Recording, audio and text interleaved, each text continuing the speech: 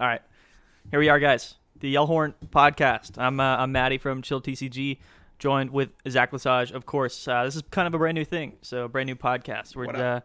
What's going on? All right, so the it's always a little awkward, right, at the first time. Yeah, for sure. We'll have to create an intro, maybe, but yeah. Let us know about the intro. If you guys want an intro, let us know about the intro. If not, then no intro at all.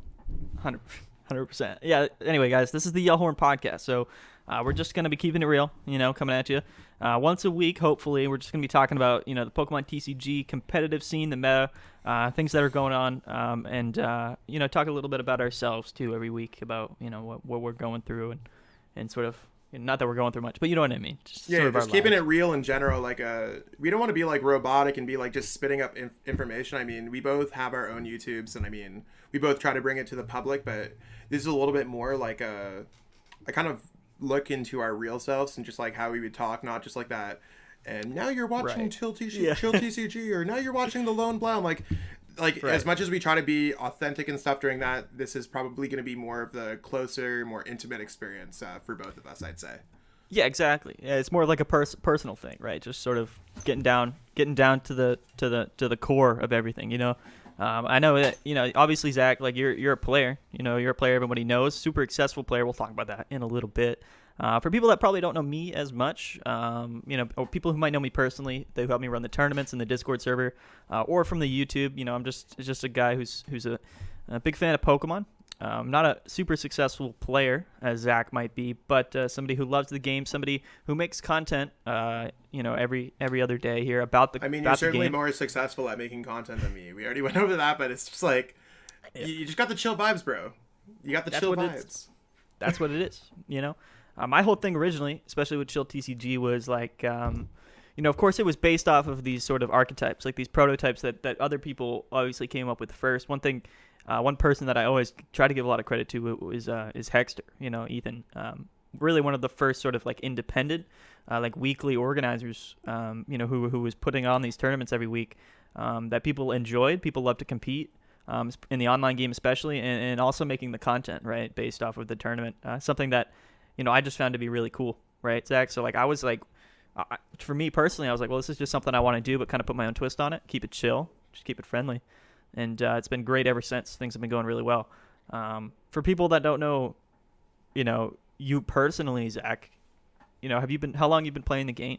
Like, have you just been... So, I've been playing since, like, 2005. I kind of grew up with Pokemon as a kid, and kind of really stuck with it. Like, in my first year of playing, I won a gym challenge, which for those of you, like, I mean, we don't have gym challenges anymore. It's kind of like a regional championship style of events. I won first place, got a trip to Anaheim, California for the World Championships, and I was able, like, I've just been playing since then, off and on. Like, I've gone to college and stuff. I have a culinary management degree, which a lot of people don't know about me. So I could whip it in the kitchen real good. Okay. Beyond that, like, I've just been really taking Pokemon seriously since 2017-ish. Pokemon introduced a little bit more of a structured cash environment, which makes it that I could kind of... A bit more viable, right? Yeah, it's viable for me to do stuff. Like, I could go to regionals and I could do something, and I could travel to another event. And I mean, here we are here. Beyond that, in my home life, I have a dog, I have a girlfriend, I like streetwear, as you can, whatever. It's one of those things where, like, those are really where my passions lie, but Pokemon's one of those things that it's like, it's my main focus, but it's also a side piece. It's right. No, I hear you. I mean, it's one of those things, right, where like a professional Pokemon player might sound silly. It might not be something that people think is like a particular thing, but if there's anyone out there that is, or as close to a professional Pokemon player as you can get to, it's going to be Zach, right? It's going to be you. There's definitely there's a few of them out there. Like, I mean, like, I think Azul and a few others, like, you're either like a content creator or not. And I think that's kind of the thing where, like, the line gets blurred, because you look at people like Mahone, and like, Mahone's killing it. Tricky Jim, absolutely killing it. He's the man. You look at people like the Wasi, Omnipo, like, you can see, like, they're actual official Pokemon commentators. They have large YouTube followings. And it's just like, I mean, I'd say that I'm a player first and foremost. I like playing Pokemon. Right. I'm not scared by business ventures. As you can see, like, I run tournaments myself through Hyperlux. Hell yeah. I mean, we're open for opportunities and stuff like that. I coach players, stuff like that. So it's just one of those things where like professional player, the line's blurred nowadays, especially during the pandemic. Everyone's got to do stuff. I mean, heck, like I'll do odd end jobs, whatever. At the end of the day, you got to survive. And I think at the end of the day, as long as everyone's living, you're good. 100%. And I think this podcast here, the Yell Horn, it's going to be a cool experience, right? Because you have somebody from sort of like in the background as like a TO, as a content creator, and then you also have somebody who's sort of made their presence known and had their success in the actual playing the game, right? So I think this is going to be a good idea. Obviously, Zach, like we're pretty good friends, so it's going to be sweet. This was a good idea. I'm excited. I'm super hyped for it, and I mean, I think it like goes down to the core, like not to get all mushy, but like Pokemon encompasses a lot of people, whether you are of any skin color, whether you're from any country or anything. Like I'm from Canada, this dude's from the USA, and he's just like. Right. And I mean, our love for Pokemon, no matter where we are, is what ties us together as a friendship. And I mean, you never know what's out there. A lot of people, like you see Logan Paul cracking open up those cards, buying up those Zards. Logan Paul could be my friends. I'd rather be my friend than Maddie, but. I mean, yeah, exactly. Maddie's if we can get Logan Paul on here, you know what I mean? If we can, screw 100%. Everyone else. I agree. Dude. Screw everyone else. Logan Paul or bust. Maybe I'll get also Logan Paul. If you're somehow watching this podcast, head us up in our business emails and stuff like that. Facts. Is he the one that just knocked out that NBA player in boxing? Was that actually a real thing? That was a real thing. Was that Jake Paul though? I don't know the difference. I don't know. Same. They both have the Paul last name, so they're both killing it, dude. They're both killing it. Yeah, exactly. I wish we're not even half as famous. We're not even a quarter. We're not even famous. We don't even exist. We're not even a dot. It's all good. It's all good though. All good, bro. Okay, well, Zach, I'd be remiss to mention Player Cup 2 just wrapped up. I mean, for you, it probably wrapped up, about a week or two ago? But for, like, the people who were following the tournament, watching it on the streams, on the videos and such, the grand, like, the finals, the global grand finals just was posted or streamed last night. And, lo and behold, who was there in the finals? It was our man, Zach Lesage. Zach, listen, if people are watching this and they don't know, you won the tournament. You won the Players Cup 2. It's super surreal. Yeah, man. 100%. I've said surreal like in every post. Like, I'm not lying. Like, it does not feel real. Like, Pokemon canceled everything during the pandemic to keep everyone safe. And we're out here and there's official online events. And it's the first time that there's really official online events. Like, we've talked about, like, how Hexer's running events, Maddie's running events, even Hyperlux is running events. Pokemon's running official events sometimes. That was their second one, and it's been a grind. Like, the tournament was, for those of you who don't know how to qualify, I guess we should go through that first. They gave every single person who has an active Pokemon accounts, which you just go to Pokemon.com, sign up, put all your good information in there, you got an active Pokemon accounts.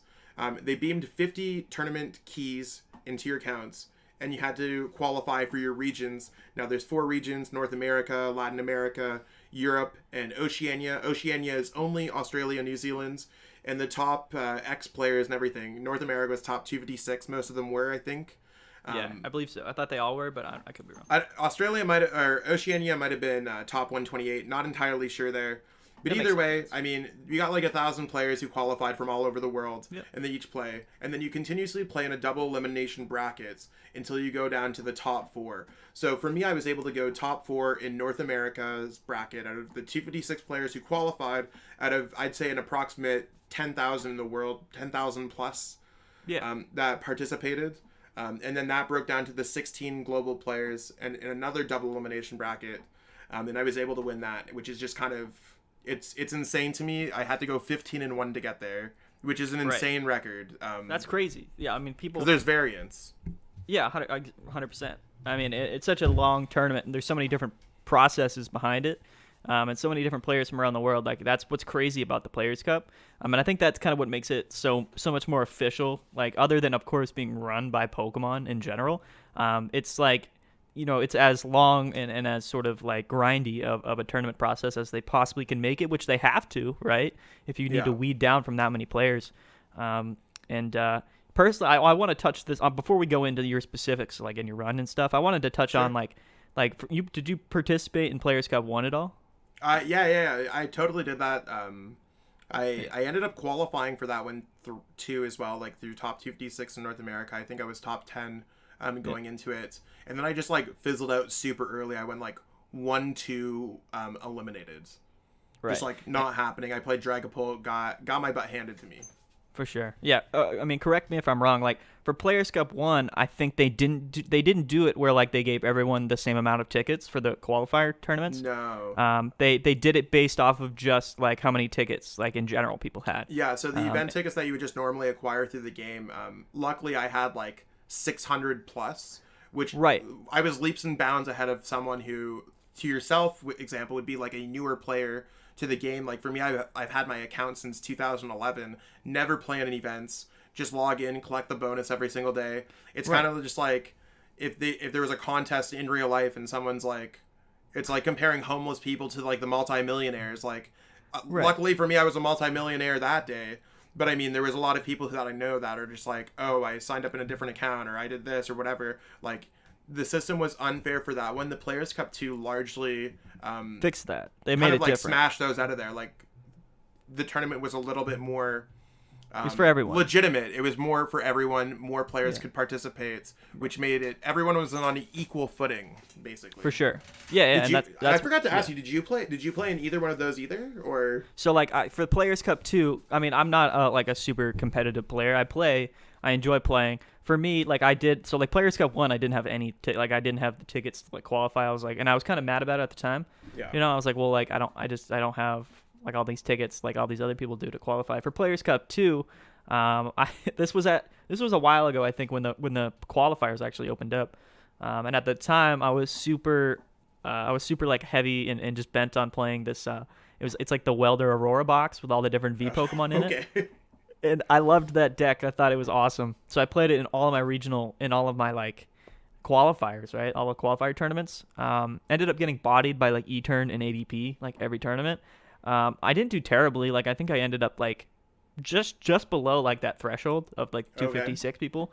But I didn't end up like qualifying outside of for like the US 256 people. Looking back on it, I was like, well, like I probably maybe should have taken it a little bit more serious, but I thought that deck was really cool, so I wanted to play that deck and really kind of prove.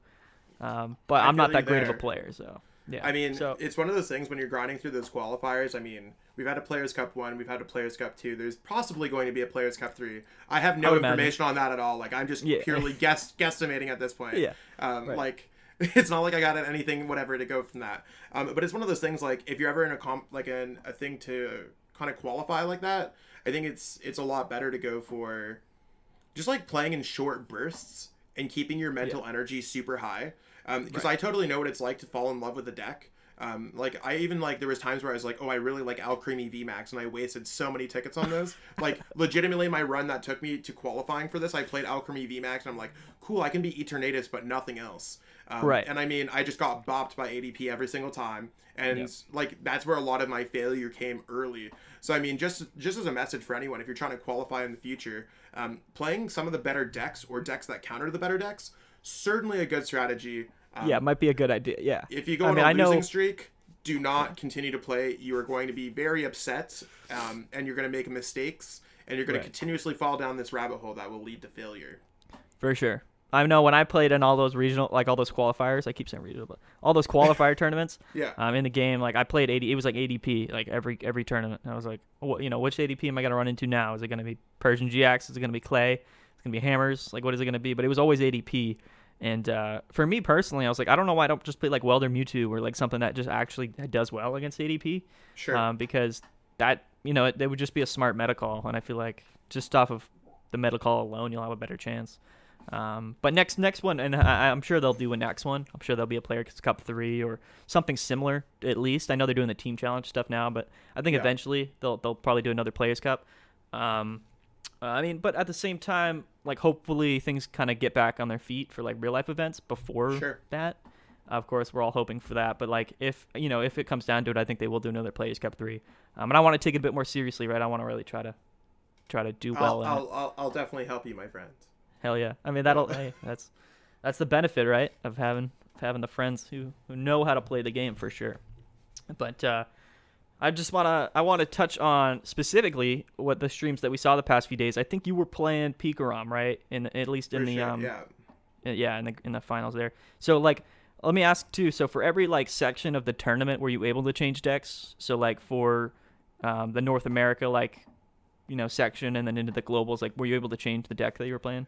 So basically, qualifiers, like you could play all the you could choose from. You have 50 tickets. You could play whatever decks you want through that. I mean, I played 10 plus decks for that. Then when I made it to North America, top 256, where it cut to top 16, I had to lock in my deck choice there. I went with Scorch VMAX.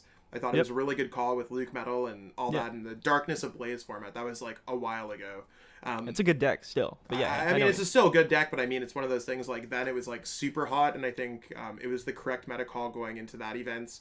I went 7-0 throughout the qualifiers there. I could not change to the top 16 in North America, so I had to continuously go on with the Scorch deck. But as soon as I advanced to the global finals, basically the way that they did it, Vivid Voltage was released a couple weeks prior. So in order to keep up with the current metagame, we were allowed to completely change our decks, and it's a new tournament in general. So I went in with hybrid PikaRom, which, I mean, it's not really much of a difference than PikaRom. It's just like, at the end of the day, it's PikaRom. It plays 2 copies of Mewtwo, which are basically searchable Big Charm. Yeah, Mewtwo can copy whatever you want. Why having 2 attacks on board when you can have 6 attacks on board? Right. I mean, and for me too, like, and in the final, in the grand finals, like when you were, I forget his name, of who it was particularly, but you were playing against another PikaRom, except his PikaRom deck wasn't running the Mewtwo's, and overall, I think that you had the advantage, because you had the 2 Mewtwo and Mew GXs in your deck. Yeah. That's the way that I looked at it 100%. Brent Thomason, absolutely amazing player from Australia. Like, shout out to him. Like, I could have never asked for a better opponent. If anything, I would have asked for a much worse opponent to make it a little bit easier on myself. Brent is absolutely goated in his own right. The PikaRom list, just like having a lack of options, is always going to be something that stops you. Like, even if they're the wrong options, having more options in general is always better in Pokemon. It makes the deck more difficult to pilot. And not to say that like me having more options allowed me to play better than Brent or anything like that. But I feel like I always had more options than Brent, which gave me more paths to victory. Right. I mean, and it always comes down to like how well you play.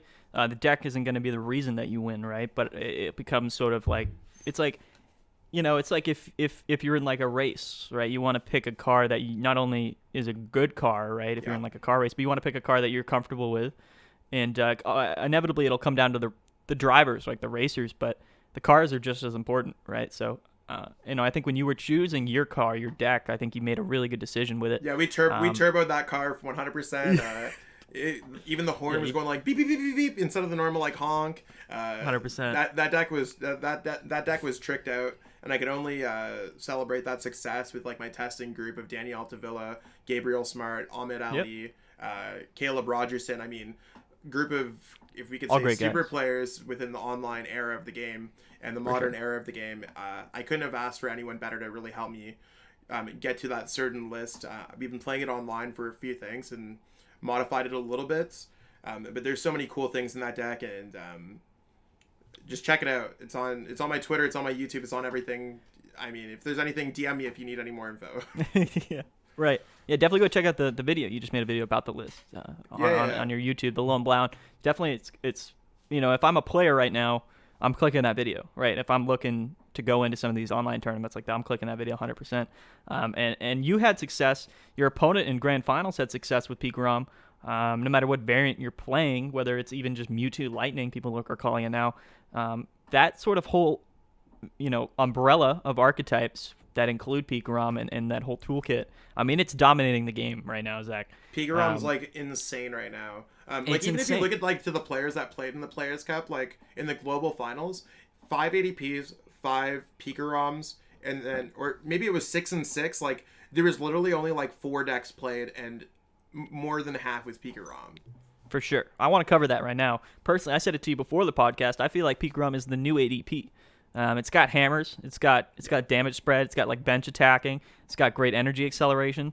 It's insane. And not only in the Players Cup, Zach, it's won a bunch of other online tournaments. For sure. One thing that I want to point out was that it won the GG Tour Chill TCG Cup. That was, what was it, about 2 weeks ago now?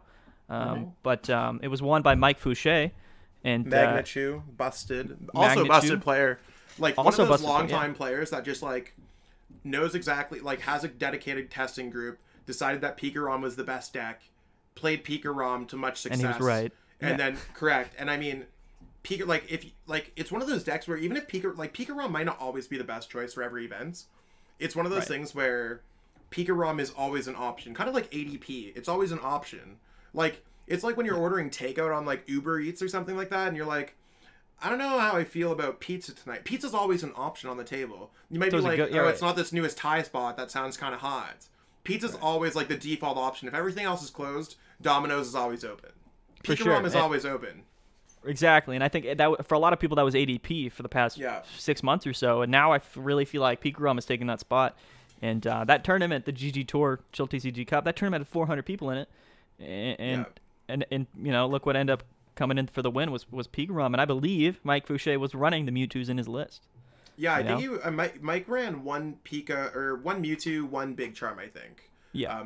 Which, I mean, it functions the same way. His list might even have more options than mine because of the one of Big Charm. I mean, I just wanted something super consistent because the tournament that I just played in was a double elimination bracket. So that should also be noted. I mean, the list is the running list is probably 56 cards always that are correct, and then it's 4 changing spots whether you're playing in a best of one, like if there's a Hexter tournament, for example. I always make this mistake myself. Am I running a deck for best of 1 or best of 3? Do I choose certain consistency techs, or do I like tech my deck out with weird things like Tapu Koko V or Vikavolt V, depending on the metagame? And it's one of those things where it's almost an art in itself. But I mean, at the end of the day, the bottom line is PikaRom is the deck right now. You wouldn't want to have it any other way.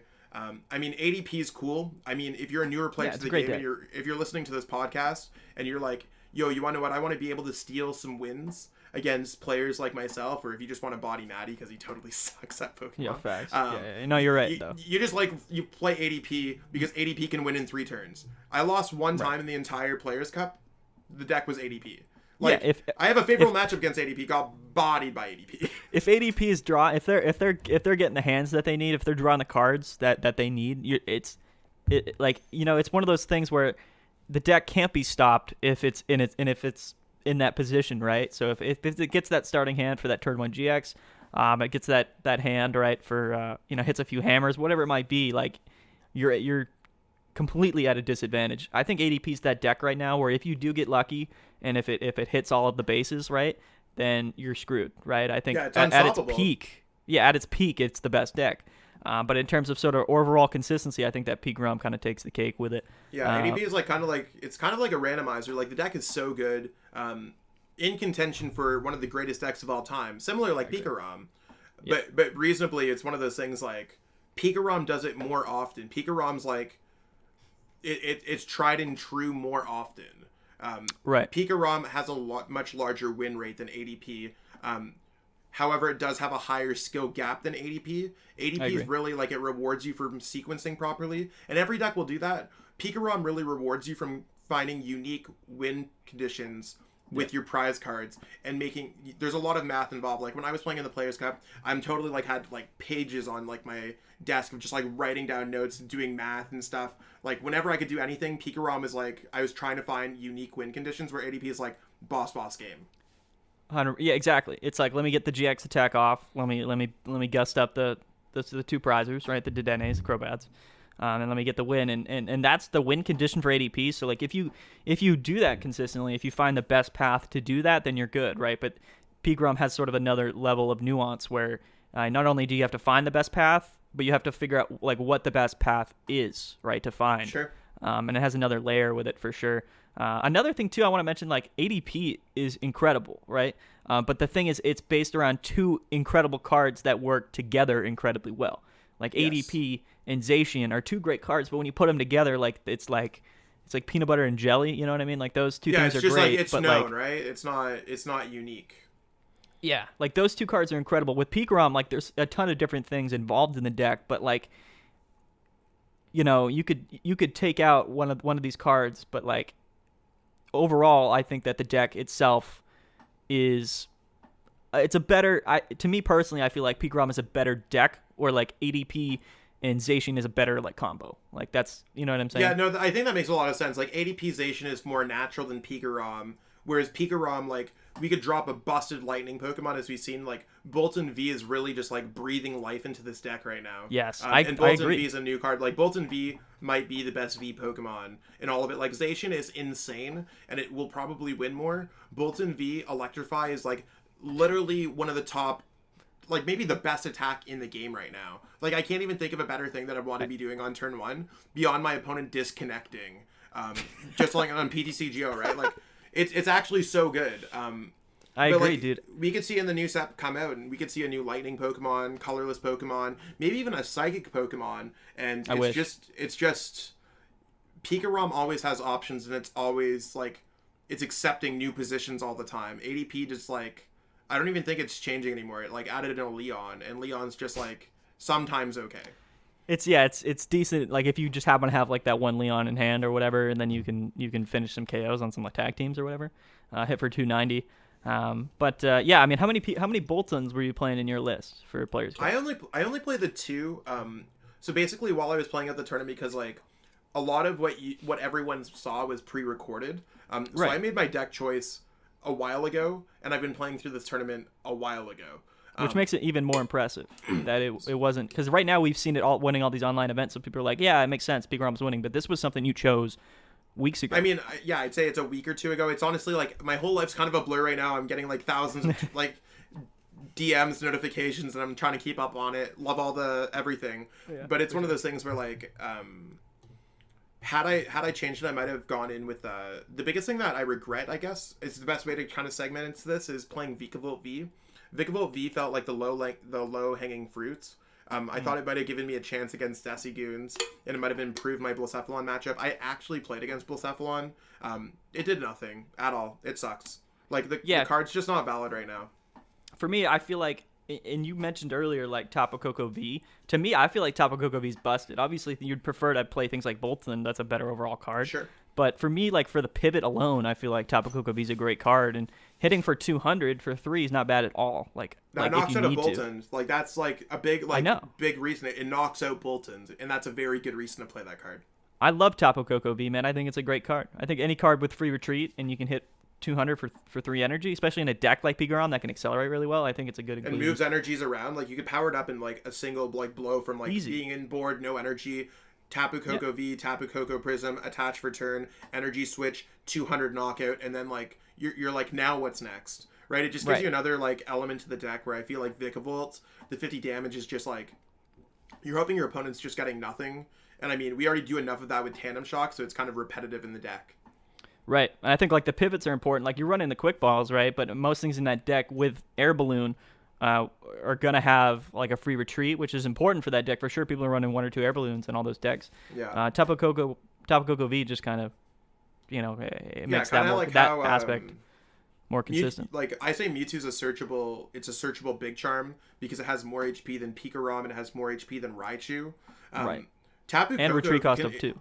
Yeah, exactly. There's so many reasons why Mewtwo's just better, and like it gives you a chance against like Colossal VMAX. Like you can turn your deck into a right, I'm no longer weak to fighting type. I'm weak to psychic type, or my opponent's playing a psychic weak deck. I'm just gonna turn myself back into PikaRom. But Tapu Koko V is like a searchable Air Balloon in that own regard too, right? Like you're searching for a free retreater, and the deck does a bunch of switching. So I mean, in my current video, the one that I just uploaded, like my list is updated from there and has Tapu Koko V in it. So I mean. I think Tapu Koko V is valid. Brent played in the finals too. I think Tapu Koko V, like, obviously, it's been played before. It's just with Bolton becoming more of a threat, it's more valid. Yeah, I mean, I agree. Like the 200 is kind of a sweet spot for a lot of V Pokemon in particular. Of course, I mean, Bolton is just insane. Like being able to start your game and be like with the perfect start Pokemon while also being like the perfect late game kind of sweeper Pokemon. Like both aspects of Bolton, it just does it perfectly. You know what I mean? It's a great card. Yeah. Yeah, man. I mean, it was a hell of a run in Players Cup. Like I know watching it. Like I was just super hyped because like if honestly Zach, like if you weren't playing in it, I would have watched it probably, but I wouldn't have been like as invested. I mean, I'm not gonna lie, same. Like, it's weird because like I literally could not tell anyone about it. Right. I could not tell anyone about it. That's as far as I can go. Literally as far as I can go. But it's one of those things where no one knew. Like, none of my friends knew. Like, I had like my day ones messaging me, and they're like, I didn't know, man. You made it this far, bro, and I'm like, yeah, man. Like, we'll see how the stream goes this weekend, and it's just like so hard because I just want to scream it like as soon as I knew like last week. Like, it's so weird. Like, I wish I could put up my Twitter post last week and all that stuff. Right. It's just like weird to project it like I don't know. It's weird. That's another thing too with like Players Cup, right? Specifically, like what other event are you gonna play in it and people aren't gonna know about it for another week? You know what I mean? Yeah. No, online Pokemon's weird sometimes like that, and I mean it's just. I mean, I'd say like one thing if I could say, beyond us not having a spectator mode, which I think we easily would be amazing in so many aspects. Recording the games and stuff, getting the full aspect, being able to see everyone's hand in HD is so much better than in real life Pokemon. Like, don't get me wrong, it's hype to watch Tord shuffle on stream. It's hype to like see like 100%. like looking into the player's face with the camera and stuff. Like that stuff's like it's a different dynamic. Yeah, exactly. But here, like seeing what's in my hand completely, seeing what was in like all of my opponent's hands as well, I just thought it was super cool, and it was more enjoyable for me to watch as a player because I could follow along with the game and see exactly like what went wrong and pinpoint and grow from a player like that. Right. I agree. Yeah, exactly. As a player, like you can kind of project yourself into like, you know, the people on stream, their mindsets, right? And like you can see your opponent's deck, both hands and stuff, but like, you know, obviously the player can't, right? So you're kind of putting yourself in a position to be like, oh, you know, what would they be thinking right now? And it was a really good experience for stream. Like I enjoyed it a lot. Like I thought they did a really good job with the stream.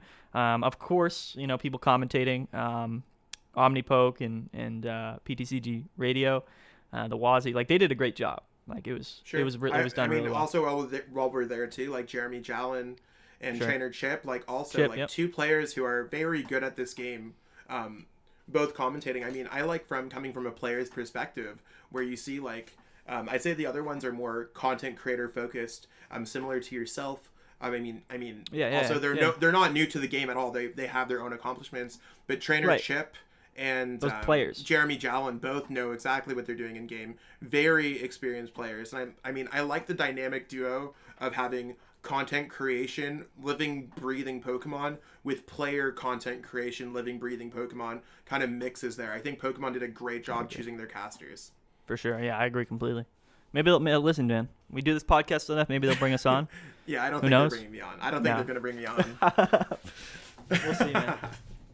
We'll see how it goes. But we can only cross our fingers, man. It's totally the dream to make it up big on there on the official stream, right? Like we're just out here chilling at our homes, at our home studios. Those guys are making the big bucks, getting the big Pokemon checks. We're here talking, being like, how are we gonna pay for this month of Buzzsprout? Like literally, like had a conversation, being like, yo, dude, like who's paying?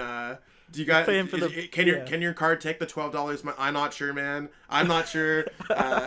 So I mean, that's how real it is for us right now, and I mean, they're just on a different spiritual level than us. It's episode 1, man. Stuff's gonna go down.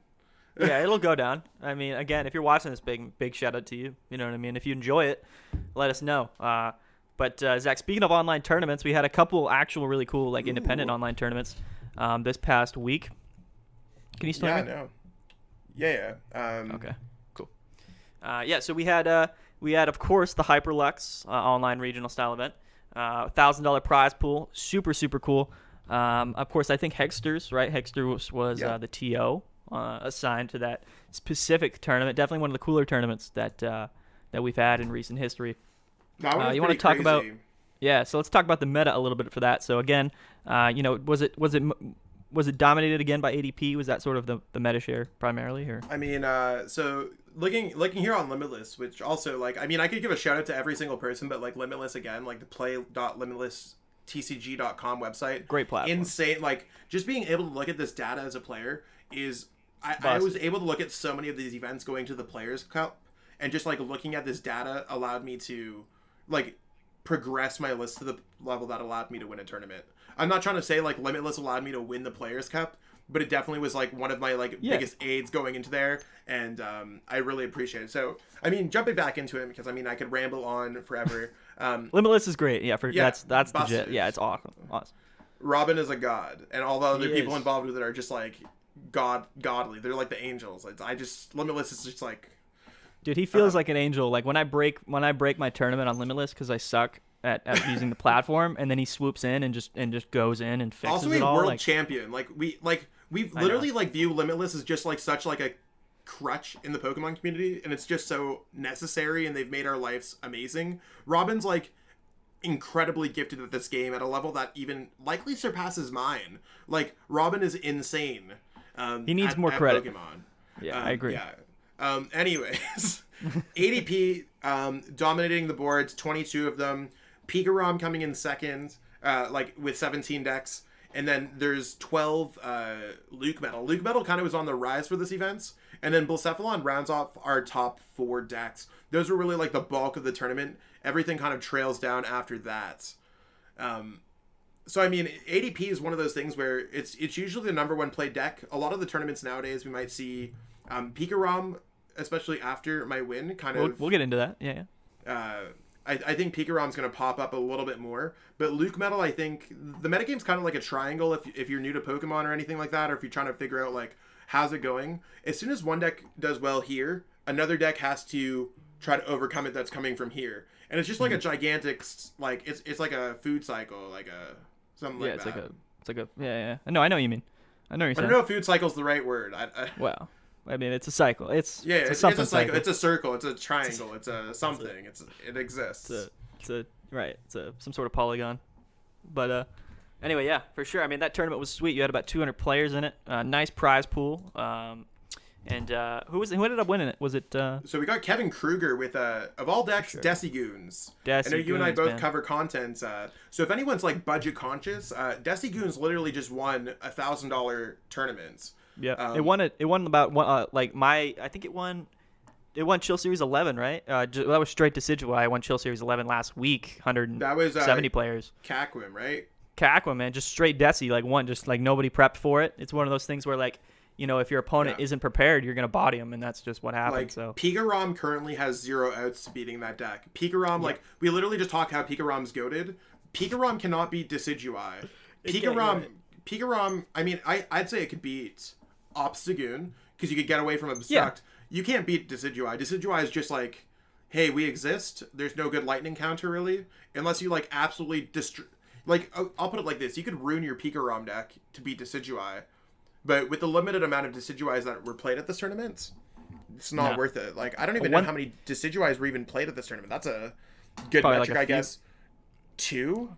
2, yeah, and there it is. And then there was there a Decidueye Goons? No, just 2 as far, or 3. There was 3. 2 Decidueyes, 1 Decidueye Obstagoon. And I got the win. The Decigoons did significantly better winning. It had a 90% win rates. Busted. That just goes to show that people aren't respecting the archetype. They're not respecting that ability, that immunity that Decidueye has, and it's one of those things, right, where like you can play PikaRom, right, and just hope that you don't run into Decigoons in bracket, and you might win, right? But you can also play something like Decidueye, and if you do get lucky and none of your opponents in top cut are prepping for you, then it's just like an easy dub, you know. And I think it's important to have something like that in the meta where people have to prepare for it. It's one of those things that you have to like acknowledge, or else like it's a complete loss for you. I think it's a kind of a cool like something to just throw in there. It's exciting. It's like rock paper scissors. This one's scissors, and if your deck is always deck's always paper, you're getting cuts. And I mean, in the case of PikaRom, you're not going to find any way to turn your paper into a rock. I mean, I wouldn't put any effort into that. You have a better chance of just like donking them and winning on the first turn very early on in the game with them having a poor start. If you're playing ADP nowadays, I'm terrified. I would run the Aegislash-V. I would run some kind of tech against it 100%. Every single time, because you're gonna get caught. Like in these online tournaments, they're pretty cutthroat. I know you just had the GG Tour event this past Sunday. And that tournament's also busted. We'll talk about that in a little bit, but you had to go 6-2. As soon as you go anything that's not 6-2, you're out of there. Get out of there. Drop. You're not getting any prize. You're not doing nothing. Same thing with this event. Like X11. I don't even know what the final top cut ended up looking like. Standings. So we had 2 X11s he bubbled. So like you could not even lose twice. So if you lose to Decidueye, so Kevin, amazing player, if he beat you with Decidueye once, right, you could not lose again. Otherwise, you're out of the tournament. That is so weighted in these online tournaments. So just it's like one of those things. Like, don't waste your entire day for not playing one card out of your 60. That just beats an entire matchup. Right, especially since like it's all best of one, right, in Swiss right now for these online events, right? So it's even more kind of like a thing where this one was best of 3. Oh, right, because it was a regional style. Because it was a regional style event, but I mean, regardless, most online events they're best of 1. So right, I mean, your point still stands. Well, I like the best of 3, right? It's just tough, like for all these weeklies, like it's tough to do like a super big, legit, like longer style event with best of 3, right? It's just not a viable thing for like people running tournaments twice a week. So I understand you run your chills on like what 6 o'clock on a Wednesday, right? 6 on a Wednesday, bro. So if we were to have like what you got like 100, 150 to 200 players for every single chill tournament, because Maddie's goated at running events, and so that's like what 7-8 rounds, top 16. Yeah, it's about 8 rounds, top 16. So if you were to like run best of 1 or best of 3, let's like just doing some basic math. Swiss would end at 1 o'clock in the morning, and then you'd have another 4 hours of top cut. Yeah. And I mean, I'm sure there's some people that would actually benefit from this in different time zones. That they're like, yo, this is busted. This is amazing.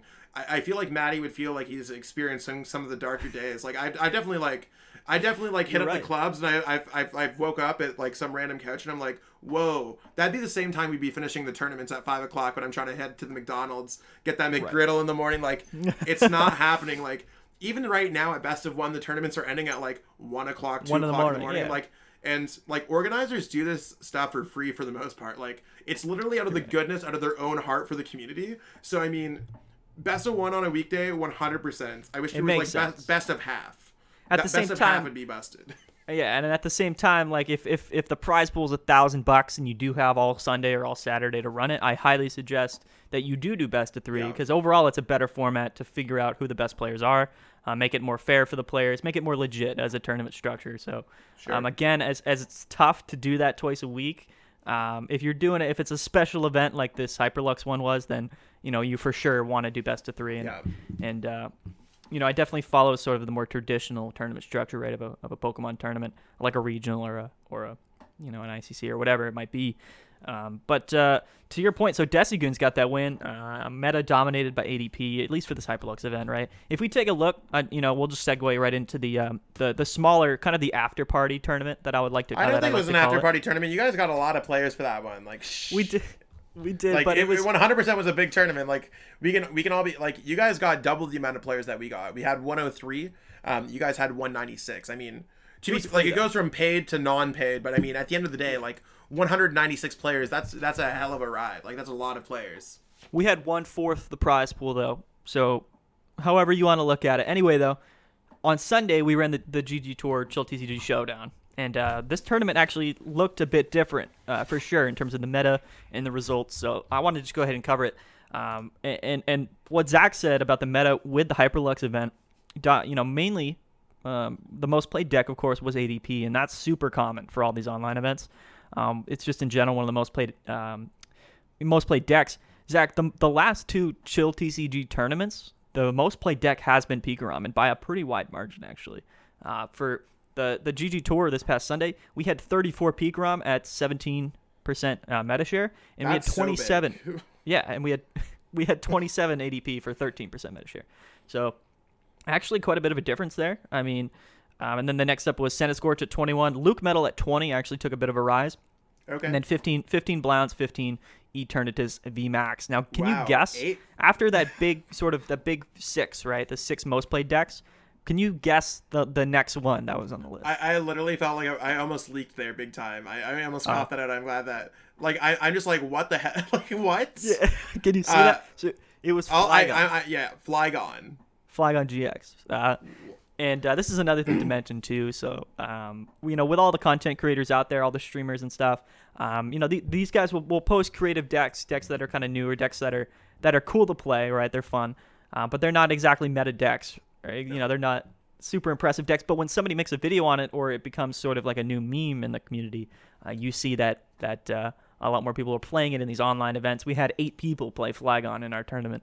You got the Azul Rats, as they call them. You got the Mahomies. Got the that Mahomies. Are basically like, yeah, they're watching the videos. They're the homies of Mahone, so they're the Mahomies. And they, like, you see your favorite content creator, and you're like, I trust and believe in you like a cult. In the nicest way. Right. I mean, I would hope that people do the same thing for me. I'm sure, Maddie, you're the same way. Like, people are like, if I post a deck list, I want everyone to run this one. For sure. Some of those videos are definitely for more casual or entertainment purposes. I mean, I don't think Flygon's like terrible. It had a 40% win rate, which I mean, it doesn't sound terrible until you realize that that's less than, like, if it's 10 rounds, that's 4 out of 6. You won 4. You went 4. You went 3. You went 6. Like 3 out of 6. Yeah. Yeah, it's pretty rough. But I mean, at the end of the day, that's cool to see a deck like that pop up. For sure. It should also be notable that if you're ever like playing in one of these tournaments, once you kind of exit out of the top 5-ish decks, depending on the formats, our format's a little locked in here. You're probably going to start playing decks that are subpar.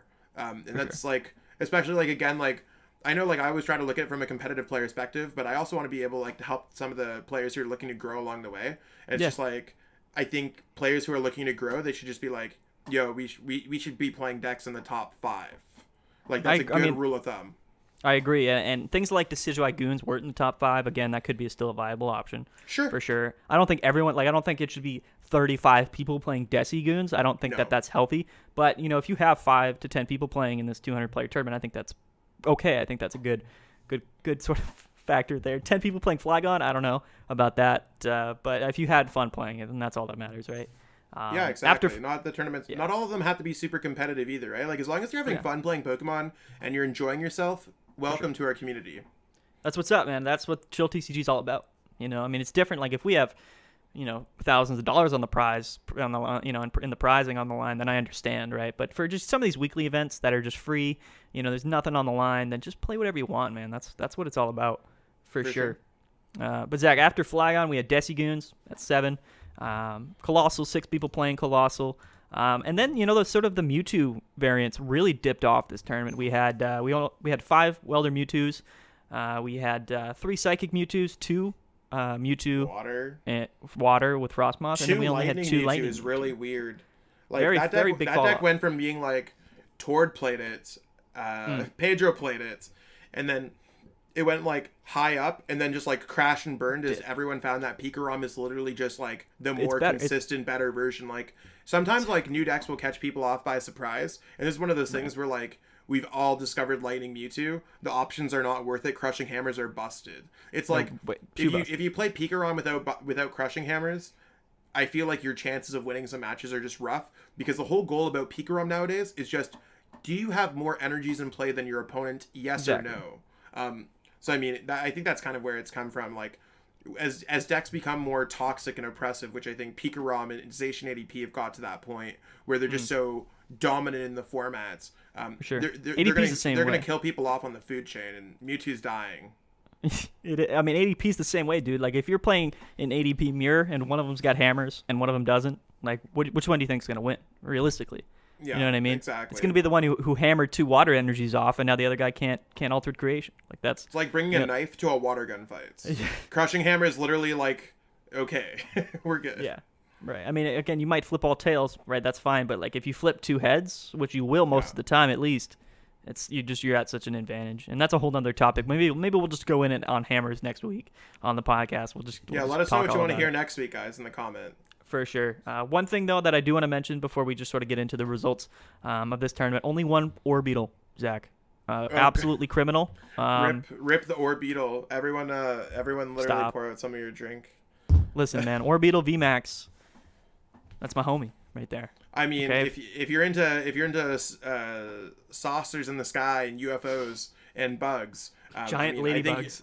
Yeah, exactly. You're into. I mean, Orbeetle VMAX is one of the coolest looking Pokemon. Like, I would like rock like this is an off-white shirt that I literally bought for a couple $100. It's kind of busted. If it was a gigantic Orbeetle, I'd love that shirt so much more right now. Orbeetle VMAX. Orbeetle VMAX is an amazing Pokemon. I don't even like the Pokemon lore. Orbeetle VMAX, insano. Love it. For sure.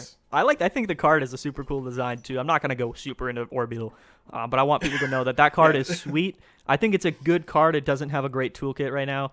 It just doesn't have a lot to work with the fire weakness. Again, it's tough. And then of course with all these metal cards resisting grass, it's in a tough spot in the meta. But overall, I think it's a fantastic deck.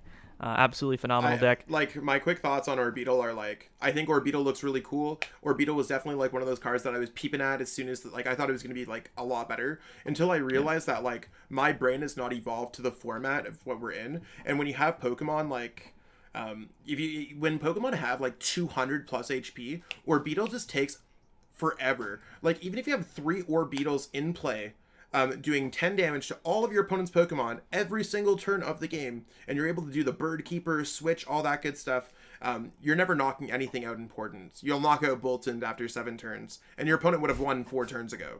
So I mean, Orbeetle's one of those things. It's slightly behind the times. Super cool design in general, though. Might be okay and expanded at some points. For sure. The big thing with Orbeetle, and I agree, I think right now it does decently well as a 2-hit KO attacker, which I think the format's going to like kind of, more sort of turn into eventually. The big thing that, again, that it struggles with is hammers. And if you can't deal with hammers right now, you're not in a good spot. Yeah, like, yikes. I know. Anyway, though, I love Orbeetle. Only one person playing Orbeetle. He did go 4-4. So I mean, that's about a good record for Orbeetle. No hate on that. Facts. All right. Anyway, let's see who won here. So I believe our winner was his name is Vicente Canale Loyola, aka Mohawk, and he was running Luke Metal. So in finals, actually, it was him against Luther, and it was ADP versus Luke Metal, kind of a throwback, a battle of the Zacians. Definitely interesting to see. It was funny because when we were live streaming this on stream, we had Pedro Torres, we had LDF casting live on stream. It was super cool. But the 100 people or so watching were all like, get this ADP out of here. Of course, they're both running hammers, right? So realistically, it just came down to like coin flips, which is always kind of hype to watch. But at the same time, it's a bit depressing. Well, the matchup's kind of like if ADP's Altered Creation GX is plus 30, Lucario Melmetal is the opposite reaction, the other direction of the minus 30, right? And they kind of cancel themselves off. Like, obviously, I'd rather draw an extra prize card than discarding all of your opponent's energies. The only thing is, like, ADP, like, is a very, like, it's a tightrope kind of deck. So if you run out of enough energies, you're doing nothing for the rest of the game. Nothing. And then you can't knock out any of those Zacians. And they have more ways to minus damage than you have more ways to do more damage in most cases. So that's usually where it leads to a favorable matchup for Luke Metal. Right, and that's what I noticed. Like, so like when I was watching the games, it really seemed like Luke Metal had kind of, a good hold on ADP. For a few things that I noticed was like if Luther was getting that Altered Creation off, or even if he attacked with ADP, set up those 3 energies on Zacian, what I saw a lot was next turn, like Mohawk, he would put in Luke Metal, and then he would GX attack, get rid of 5 to 6 energies that were on on the board or whatever, or at least on the active Pokemon. And then, one other big thing that I noticed that was really key, and that, like, getting the GX attack, getting rid of energies on top of the Crushing Hammer Zac, that was just a lot for ADP to handle.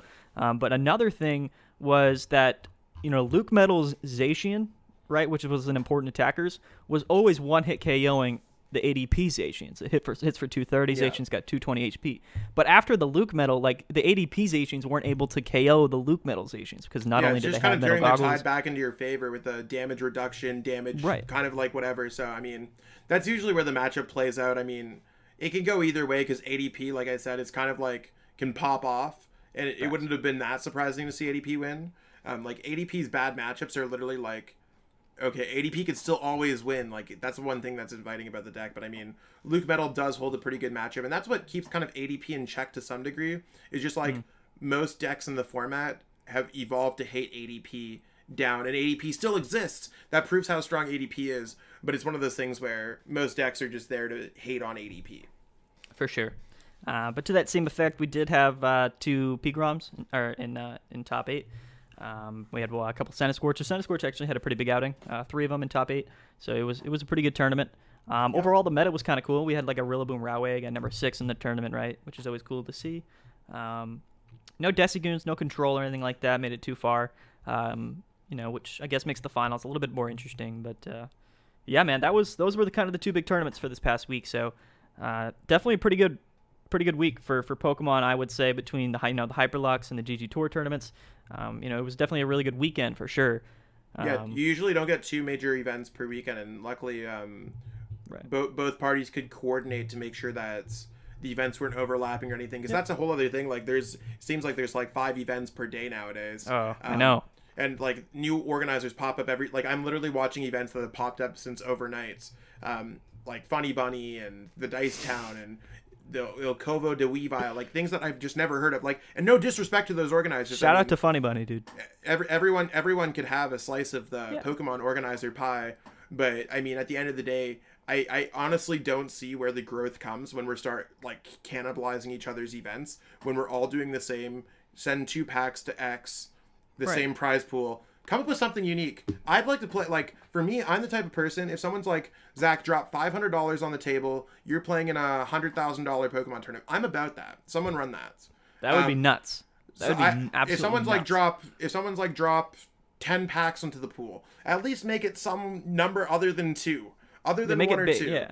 Like, make it something that's like kind of cool. That's just like, you're like, oh cool, I'm playing because I want to win some packs tonight, or oh cool, I'm playing because there's this really cool unique prize. So I know that like Hexter was probably the first one to kind of adopt that. I mean, Maddie himself is kind of it's a copycat to some degree, like in the nicest way. Yeah, but I mean, no, 100%. I think every single other event is kind of a copycat that's not a cash event. I mean, you got the Full Grips games, which I think has an awesome prize structure, which I mean, you paid $5, all goes back into the prize pool as store credit. Okay. I'm about that. But I mean, some of these new tournaments might need to change it up a little bit. I mean, unless of course there's nothing on that day. We need some heavy hitters and some consistent tournaments. I know in the online community we've seen some event organizers that are a little shady, or event organizers that make some poor rulings, stuff flaky. Like that. I'm not here to name names, but yeah. No, I know. I listen. But it's one of those things. Like, obviously, everyone can make mistakes. Everyone can grow from mistakes. You're literally talking to Zach Lesage. Like, if you're literally here, I got a long laundry list of mistakes, and I'm not here to share any of that today. We're in a happy place. Sure. Check my Twitter. I talked about that a little bit recently, but I mean, it's one of those things. Like, you can grow and rise above your mistakes. That being said, I just want bigger organizers to really take on a role. Like Hexter and Chill TCG have been great places to play Pokemon that are consistently run. I mean, I think, and that's what we have. So I don't know. Do we got anything going on this week that's like huge? I mean, I think our biggest tournaments happen like Friday, Saturday, Sunday. Yeah, it's. I don't think we have anything huge, at least for not the weekend, right? The weekend is typically like when these big sort of cash events pop up. Next week, I mean, we just kind of have a standard week. Nothing too crazy. We got Hexter Run Day, Chill TCG, Chill Series on Wednesday. There's a $3,000 cash GG tour coming up. I mean, exactly. We'll talk about hyped AF to play in that one. Like, we'll talk about as a competitive player, I am hyped on. Like, seeing that, I'm like $3,000, licking my lips. I'm already looking at the new. I'm looking at the Gucci backpacks that I could buy if I actually were able to win these ones. Because like, get that Gucci as much as the Players Cup is cool. I can't buy a Gucci backpack with a trip to an international championships. Yeah, what's up with that? I think they should just offer Gucci, like in general. Yeah, if someone, speaking about unique things, if people wanted to like do tournaments for like Yeezys or like do a tournament for like an off-white hat, I'm in it. Yeah, I get Kanye to sponsor. Kanye will sponsor, I guarantee it. I mean, he's already trying to run for the president, but he could run for the best organizer on Limitless. Hey, I'm sure he'd be down with it, bro, if you pitched it to him correctly. You know what I mean? I'm not sure. But yeah, so it looks like a pretty standard week, of course. Hexter's Monday, Friday. Chill TCG on Wednesday. A couple smaller tournaments on Tuesday and Thursday. You wonder what? I'd also want to give a shout out. Like, not to cut you off there. Shout out to Daniel Davila starting to rue his Stone series. Yes, I saw that. That's going to be on Thursdays. I mean, Daniel Davila. We've talked about some of the bigger name players in the game. Daniel Davila, before the pandemic, #1 player global. Absolutely stellar player. One of my teammates here. So it's one of those things where, like, not because it's a bias or anything. Danny's like absolutely one of the best players in the world. Going into his real first like foray into running tournaments. So I mean, if I wasn't busy on Thursdays, like Thursdays are a terrible day for me, so I don't think I'll be able to participate in too many of those, at least until the holidays. But it's one of those things where I highly suggest everyone who's listening here to go sign up for that event. Give some support on a Thursday.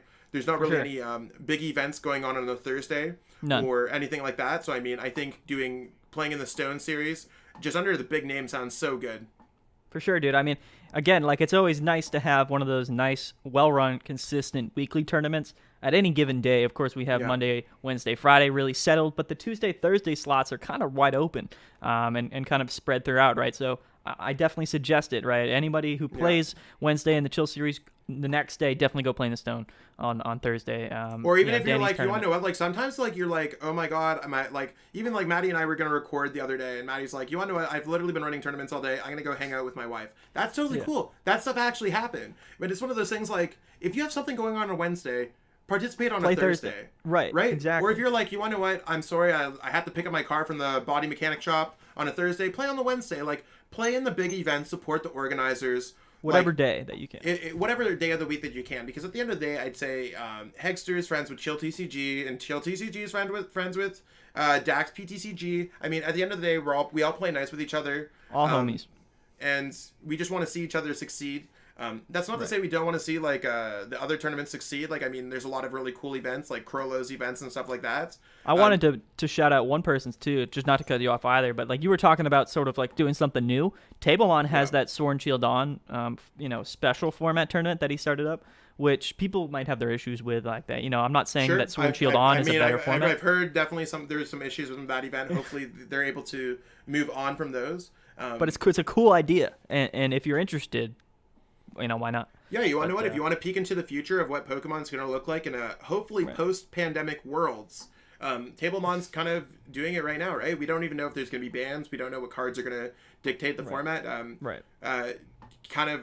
Spoiler alert, Zacian V is a good card. But right. I don't know what at the end of the day, like, but... no, I agree with you. I mean, that's totally cool. I like these expanded tournaments. I know that sometimes they get a little too creative for me. I see Vishun or Vixun or whatever. They run these like 30-0-30s, or you can only play. For me, those formats are like way out of my head. I can't even think about that stuff. That's but that people are it's one of those things. You want to know what? There's got to be something there for what players can play in. So just look at the Limitless page, see what fits into your needs, what fits into your time zone. There's a lot of cool stuff going on. So 100%, man. I don't know how long we've been running here, Zach. We would probably a little bit over schedule. We're probably way above schedule, and we could probably ramble on for a little bit if we don't stop at some point. But I'd say we're kind of in a good spot now. What do you think? Yeah, no, we covered pretty much everything that we wanted to. Everything. It's a little bit tough. There's a lot that happened this week. So first podcast, it's good to sort of get everything wrapped up, get the introductions in order, which are important. Not something that we'll be doing every week, but of course, good to do it on the first podcast. But yeah, we can definitely wrap it up, guys. So Zach, of course, thanks for coming, man. Congrats on your Players Cup 2 win. Thank you so super much. Clutch. Super clutch. Big shout out to Zach and everybody else who played in the Players Cup. One thing I do want to mention, so, this podcast, the video podcast, will be available on YouTube, while the audio podcast will be available on a wide variety of platforms. That is to be determined, but we'll spread it across as many different platforms as we can. Yeah, let us know exactly which platforms. If there's one that we don't have on there, we'll look into our best. Like, I think the big ones are like Apple, Spotify, all that stuff. Like, we see the big names. If you're like, yo, I only listen to this like small podcast, and I literally want to listen to your podcast. I don't know how it all works. I'm not like one of those things. Let us know, please. Yeah, for sure. And whether you're in the comment section below, or you're writing a review on one of these other websites, definitely let us know. We're new to podcasting in general, right? This is our first one. Neither of us have really done podcasts prior in the past. So if you guys, have any questions, definitely leave it down below. Any suggestions, leave them down below, no matter what platform that you're on. One thing that I want to do, Zach, is I want to leave it open to all of the viewers, right? So I want them to, maybe next week we'll select a couple questions or topics that some people mentioned. So whatever platform you're listening to this on, comment on it, review on it. Let us know what topic you want us to cover next week, and we'll definitely shout you out and cover that topic for sure. But yeah, man, Yell Horn, number 1. Yell Horn, pretty sweet. Bringing it loud and clear. I wish we had the horns ourselves to be like, or whatever they sound like. I have no clue, but Yeah, I don't even think they put the sound effect in the mean, game or anything. But if you listen to it this far, I mean, you're a champ. I mean, you're in it. You already probably drove to work and you're probably whatever. But it's one of those things where like we just want to bring like kind of what's happened on the past weekend, going forward, what's going on, and then continue it going from there. So I mean, hopefully we brought some information. Hopefully we're entertaining enough, kept it real, and yeah, I mean, I guess until next episode. Yeah, we'll see you guys next Tuesday. Should be uploading this on Tuesday. Who knows? Peace out. We'll check it out. All right, guys. We'll see you later. Yellhorn #1. We'll see you next week. Alrighty.